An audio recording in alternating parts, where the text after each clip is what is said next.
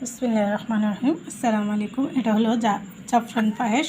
আর এটা কী উপকরণ দিয়ে কীভাবে রান্নাটা করলাম আপনাদের সাথে শেয়ার করব। আপনারা দেখতে থাকেন। দেখেন একদম সিম্পলভাবে পায়েসটা রান্না করা হয়েছে। দেখেন জাফরান দিয়ে। আর এটা কীভাবে রান্না করলাম প্রতিটা স্টেপে আপনাদের সাথে শেয়ার করব। আপনারা না টেনে আমার ভিডিওটা দেখবেন আর এরকম করে সুস্বাদু পায়েস রান্না করে খাবেন।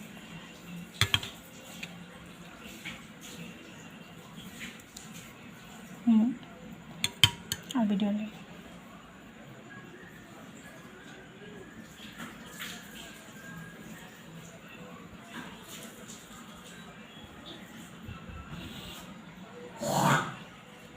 পায়েস খেতে ইচ্ছে হলো, চলে আসলাম পাকঘরে।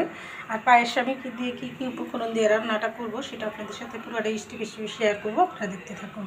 এখানে নিয়েছি আমি একদম দেশি গাই গরুর দুধ, দেশের থেকে আনা হয়েছে, আমার বিয়ানবাড়ি থেকে পাঠাইছে। সেটা দিয়ে আমি রান্নাটা করব। আর আপনারা চাইলে মিলবিটা দিয়েও রান্না করতে পারেন।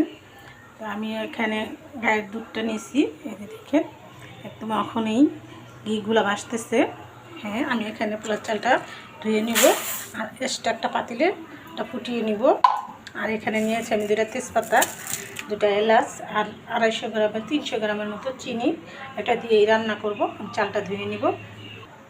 চালটা ধুয়ে পরিষ্কার করে নিয়েছি। আমি এখানে 1 কেজির মতো পানি দিয়ে দিব। আর এটা দিয়ে আমি চালটা ফুটাবো। এটার সাথে ছোটো লবণ দিব। আমি এটা পাতিলে নিয়ে নিব।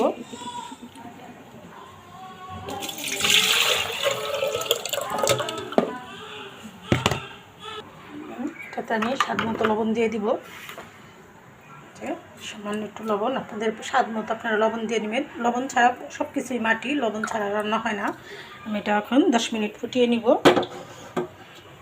হ্যাঁ, লবণ তেজপাতা এলাচ দিয়ে চালটা ফুটিয়ে নেওয়ার উদ্দেশ্য হলো পায়েসটা যেন তলানিতে লেগে না যায়, তার জন্য চিনিটাও পরে দিব। আর এখানে আমি দুধটা ভালো করে জাল দিয়ে নিব।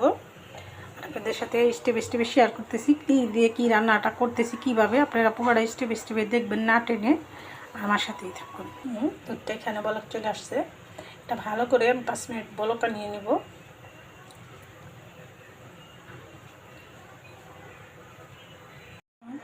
আমার এটা পায়েসের ভাতটা বলক এসে গেছে। এই দেখেন একদম মাখো মাখো হয়ে গেছে। আমি এখন এটার মধ্যে দুধের মধ্যে এটা ঢেলে দিব। হ্যাঁ, দুধটা আমি এখানে 10 মিনিট ভালো করে জাল দিয়ে নিচ্ছি। আপনারা চাইলেও বেশি জাল দিয়ে নিতে পারেন।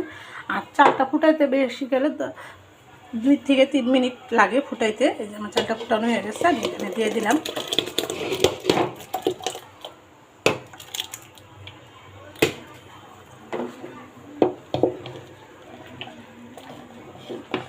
এখন সুন্দর হয়ে যাবে, বেশিক্ষণ লাগবে না।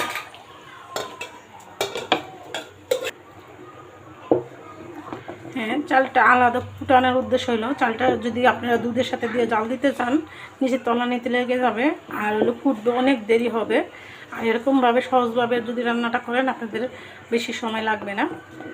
দুধটা ভালো করে জাল দিয়ে নেবেন আর 5 মিনিটের মধ্যেই আপনাদের এই পায়েসটা রান্না করা হয়ে যাবে।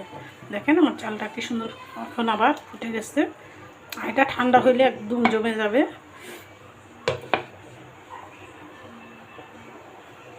হ্যাঁ, আমি যাই কিছু করি, যাই রান্না করি, যাই কিছু করি আপনাদের সাথে স্টেপে শেয়ার করি। আপনারা আমার ভিডিওগুলো অনেক ভালোবাসেন, সেটা আমি জানি। আপনারা সবাই দেখেন আমার ভিডিওগুলো। আর আমার ভিডিওগুলো দেখে আপনারা ওইরকম করে রান্না করে খাবেন, উপকৃত হবেন।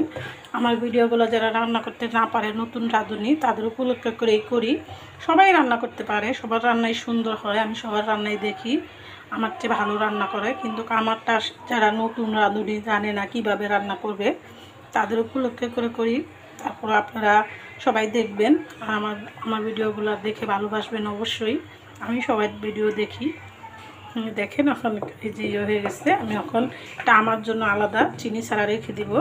চিনি ছাড়া পায়েস, যারা চিনি পছন্দ করেন না, মিষ্টি খেতে পারেন না, ডায়াবেটিস আছে, তাদের উপলক্ষ করে বলতেছি তারা আপনারা চিনি ছাড়া আলাদা রেখে নেবেন। এটা ঠান্ডা হইলেই জমে যাবে। এখানে আমার জন্য রেখে দিলাম চিনি ছাড়া। আপনারা যারা চিনি না খান তাদের জন্য আলাদা এরকম করে রেখে দেবেন। আর এখন আমি চিনি দিয়ে দেব।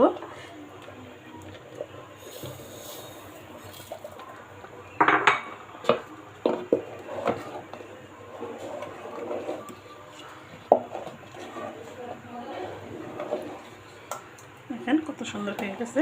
আর এটা ঠান্ডা হয়ে গেলে একদম জমে যাবে। আমি আর বেশি রান্না করব না। আর আমার এই রান্নাতে আমি কী উপকরণ দিলাম, কীভাবে রান্না করলাম, প্রতিটা স্টেপে আপনাদের সাথে শেয়ার করলাম। আপনাদের দেখে ভালো লেগে থাকলে অবশ্যই একটা লাইক, একটা কমেন্ট, একটা শেয়ার করে দেবেন। আমি ভিডিওটা আর বড় না করে এখানে রেখে দিলাম। আসসালামু আলাইকুম।